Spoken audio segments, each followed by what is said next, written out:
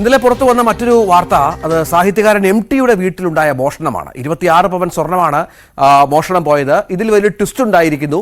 വീട്ടിലെ പാചകക്കാരിയായ ശാന്ത, ഇവരുടെ ബന്ധു പ്രകാശൻ എന്നിവരാണ് നടക്കാവ് പോലീസ് കസ്റ്റഡിയിലെടുത്തത്.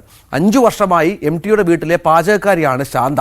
തവണകളായി ശാന്ത സ്വർണ്ണാഭരണങ്ങൾ പലപ്പോഴായി മോഷ്ടിക്കുകയായിരുന്നു. മോഷ്ടിച്ച് സ്വർണം വിൽക്കാൻ ശാന്തയെ സഹായിച്ചിരുന്നത് ഈ പ്രകാശൻ എന്ന് പറയുന്ന ആളാണ് എന്നാണ് മനസ്സിലാകുന്നത്. ഇന്ന് രാവിലെയാണ് 2 പ്രതികളെയും പോലീസ് കസ്റ്റഡിയിലെടുത്തത്. ചോദ്യം ചെയ്യലിൽ ഇരുവരും കുറ്റം സമ്മതിച്ചതായും പോലീസ് അറിയിച്ചു. MS അനീഷ് കുമാർ വിവരങ്ങൾ പങ്കുവെക്കും. മനീഷ്, MTയെ പോലെ ഒരു സാഹിത്യകാരന്റെ വീട്ടിൽ അങ്ങനെ പുറത്തുനിന്ന് ഒരാളെത്തി ഇങ്ങനെ സ്വർണം മോഷ്ടിക്കുക എന്നതൊക്കെ നടക്കുന്ന കാര്യമല്ല. അത്ര മോഷണം നടന്നതായും അന്ന് കണ്ടെത്തിയിരുന്നില്ല. ഈ വേലക്കാരി തന്നെയാണ് പ്രതി എന്ന കാര്യത്തിൽ ഏതാണ്ടെന്ന് ഉറപ്പായിട്ടുണ്ടല്ലോ, അല്ലേ?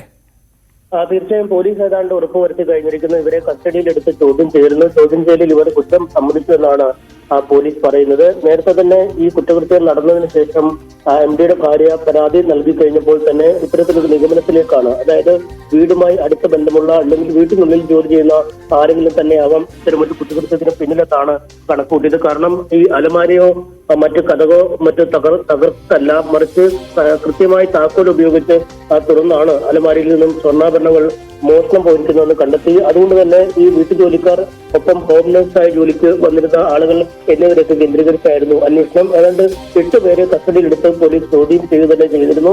ഇതിനൊടുവിലാണ് ഇതിൽ 2 പേർ കുറ്റം സമ്മതിച്ചിരിക്കുന്നത്. വീട്ടിലെ പാചകക്കാരിയാണ് ശാന്ത. വർഷങ്ങളായി ആ വീട്ടിൽ ജോലി ചെയ്ത് വരികയാണ്. വീട്ടിൽ നിന്നും പല തവണയായാണ് ഈ സ്വർണ്ണാഭരണങ്ങൾ മോഷ്ടിച്ച് പുറത്തേക്ക് കൊണ്ടുപോയത്. മോഷ്ടിച്ച സ്വർണം വിൽക്കാൻ സഹായിച്ചതാണ് ബന്ധുവായ പ്രകാശനെന്നും പോലീസ് പറയുന്നു.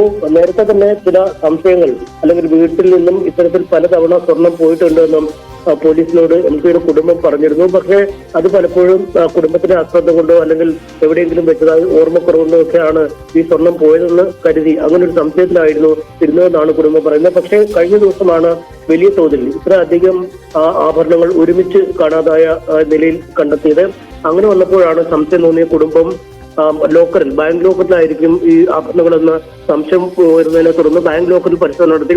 അതിനുശേഷം വീണ്ടും വീട്ടിൽ പരിശോധന നടത്തി. തുടർന്നാണ് പോലീസിൽ പരാതി നൽകിയത്. പോലീസിൽ പരാതി നൽകിയ ശേഷവും വീട് അരിച്ചുപെറുക്കിയുള്ള ഒരു പരിശോധന നടത്തുകയും ചെയ്തു. പിന്നീടാണ് ഈ സ്വർണം നഷ്ടപ്പെട്ടു എന്ന് കണ്ടെത്തിയിരിക്കുന്നത്. എന്തായാലും ഈ സ്വർണം നഷ്ടപ്പെട്ടത് വീടിനകത്ത് നിന്ന് തന്നെ ആവാം, അല്ലെങ്കിൽ വീട്ടിൽ ജോലി ചെയ്യുന്നവരാരെങ്കിലും ആവാം എന്ന പ്രാഥമിക നിഗമനം തന്നെയായിരുന്നു പോലീസിനുള്ളത്. അത് അത്തരം പ്രതി ശരിയായിരിക്കുന്നു. അങ്ങനെയാണ് ഈ 2 പേരെ പിടിച്ചിരിക്കുന്നതിന്. ഈ സ്വർണം കണ്ടെടുക്കുന്ന അടക്കമുള്ള നടപടിക്രമങ്ങൾ പോലീസിന് ചെയ്യേണ്ടതുണ്ട്. ഈ ഏറെ നാളുകളായി ഇത്തരത്തിൽ തവണകളായി മോഷണം നടത്തിക്കൊണ്ടുവരികയായിരുന്നു. അതുകൊണ്ട് തന്നെ ആ സ്വർണം വളരെ പെട്ടെന്ന് തിരിച്ചെടുക്കാൻ പറ്റുമോ എന്ന കാര്യത്തിലും പോലീസിന് ചെറിയ ആശങ്കയുണ്ട്. പക്ഷേ ഏറ്റവും അവസാന ഘട്ടത്തിൽ മോഷ്ടിച്ച സ്വർണം വേഗത്തിൽ കണ്ടെടുക്കാൻ കഴിയുമെന്ന പ്രതീക്ഷയാണുള്ളത്. എന്തായാലും വൈകുന്നേരം 4 മണിക്ക് നടക്കാവ് പോലീസ് മാധ്യമങ്ങളെ ഈ വിവരവുമായി ബന്ധപ്പെട്ട് കാണുന്നുമുണ്ട്. ശരി, MS അനീഷ് കുമാറാണ് വിവരങ്ങൾ പങ്കുവച്ചത്. MT വാസുദേവൻ നായരുടെ വീട്ടിലെ സ്വർണം മോഷ്ടിക്കപ്പെട്ട കേസിൽ പ്രതി വേലക്കാരിയും വേലക്കാരിയുടെ സുഹൃത്തുമാണ്.